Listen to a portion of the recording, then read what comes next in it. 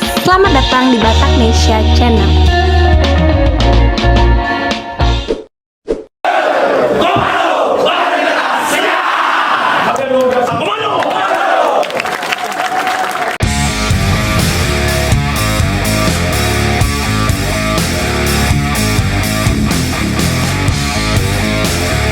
Panglima TNI Marsikal Hadi Cahyanto kembali melakukan perombakan jabatan terhadap sejumlah perwira tinggi TNI.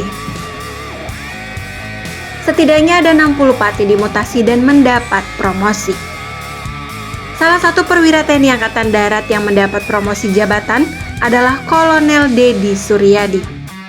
Mantan ajudan Presiden Joko Widodo ini kini dipercaya untuk menjadi orang nomor 2 di Kopassus, menggantikan Brigjen Tri Budi Utomo.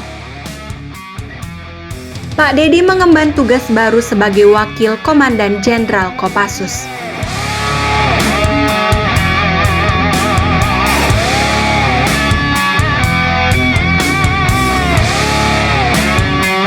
Dengan adanya rotasi tersebut, maka Kolonel Deddy Suryadi akan mendapat kenaikan pangkat 1 tingkat menjadi Brigjen.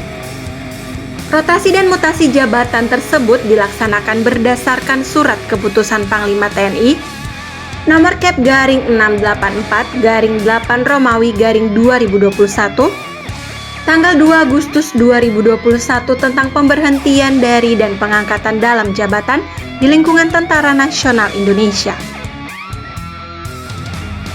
Kolonel Infantri Deddy Suryadi masuk dalam daftar perwira tinggi TNI yang ikut mengalami rotasi jabatan.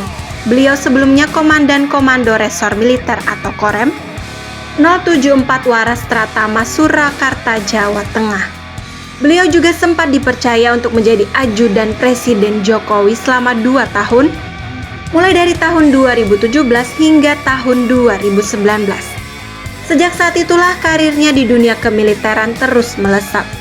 Sebelumnya Kolonel Deddy tercatat pernah menduduki sejumlah jabatan penting. Setelah lulus dari Akademi Militer atau Akmil pada tahun 1996, beliau mulai bertugas di Satuan Angkatan Darat.